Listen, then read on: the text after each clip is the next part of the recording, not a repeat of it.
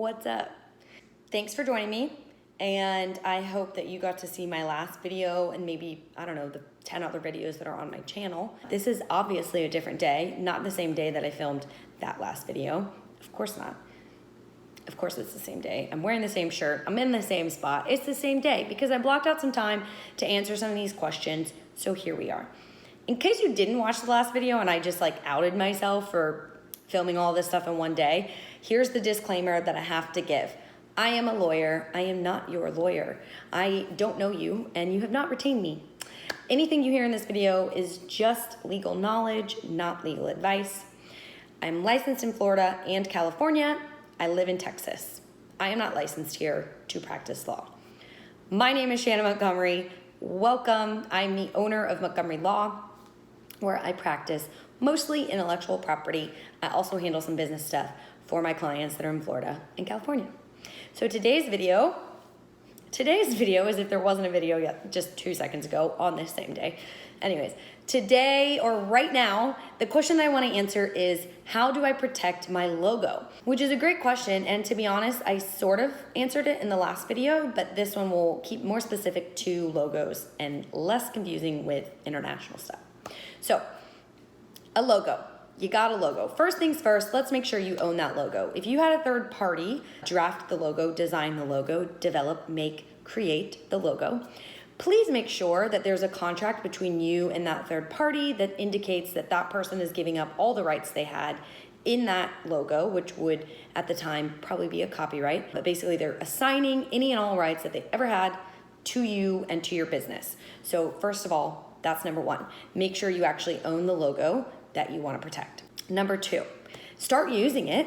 Use it in commerce. Use it in relation to your business. I'm assuming that's what this logo is for. The United States is a first to use jurisdiction. Actually, we need to back up here. Forgot. After you get that logo designed, and maybe even before you get that logo designed, you and the person who is designing the logo, and or if it's you need to make sure that nobody else in the United States is using a logo that is similar. So logos are the exact same thing as word marks when it comes to trademarks. So just like you can't name your business the same thing as another business that's doing the same thing as you, you can't have a logo that's the same. So the Buc-ee's logo for all my friends in Texas, and the Target logo, that's probably better for people who aren't here. So the Target logo, you can't use that well, you probably can't use it for anything because Target's so famous, but if Target wasn't super famous, you would not be able to use that in relation to, I don't know what we call Target, like a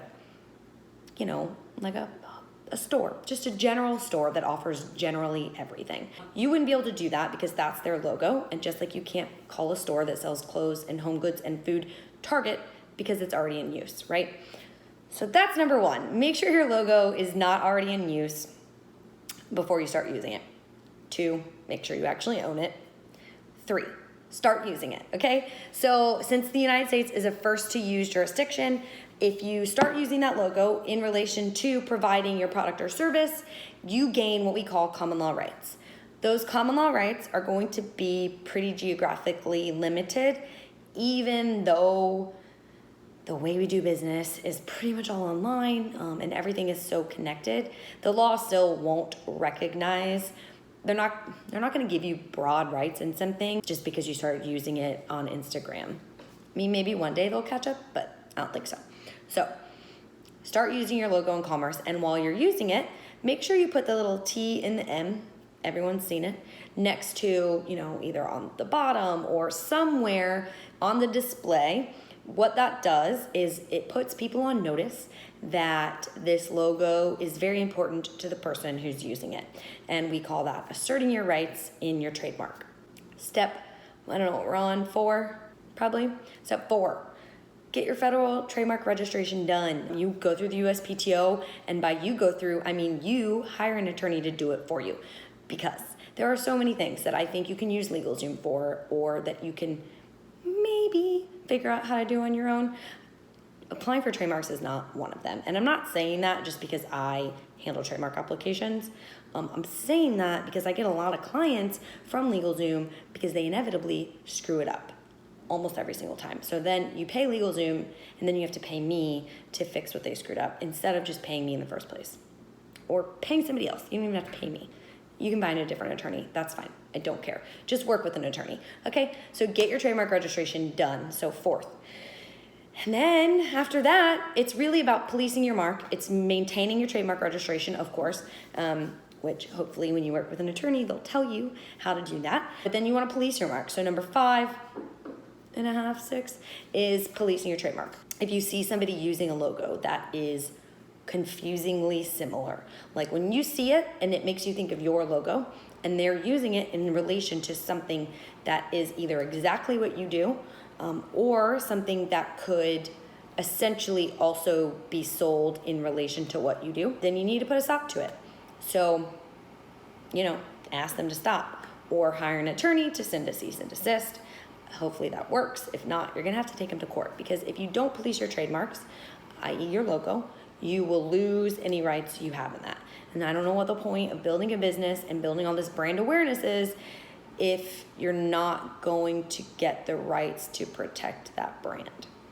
So, police your trademarks. So here we go. Best way to protect a logo. 1, make sure nobody else is using that logo and that it's available for you to use. 2, in relation to the products and services you're providing. 2, make sure you actually own the logo if you didn't design it. If somebody else did, get those, basically like an assignment from the creator saying that they're giving you the rights in the logo. 3, use the TM on anything and everything that you're using the logo with until you get step 4 done, which is to apply for your federal trademark registration. Apply for that thing, get that registration certificate, and then start using the R in the circle. And then finally, police it. You gotta be a jerk sometimes, and you have to tell people they can't use the logo if it's confusingly similar to yours. It's just the rules. I don't make them. I'm just here to help you learn them and then maybe enforce them. I don't enforce them. The courts enforce them, but you know what I'm saying. So that is that. Hopefully that was helpful. I may have just gone too fast. I don't know. If you have specific questions about logos or trademarks in general, drop them below. I have videos on here about trademarks, a little bit about the trademark process, why you should do it. Check those out if you're confused, and I'll put my email in the box below. You can email me if you have other questions. Also, you can find me on Instagram. I have 2 different ones. I asked for questions on my personal Instagram, so that may be like the best place to find me. It's really undecided right now. In any event, I hope you guys have a great day. Give this video a thumbs up, subscribe, and turn on those notifications so you can get my next video, which hopefully I will be wearing something different. We'll see. Have a good day, guys. Thanks for joining me. I will see you next time.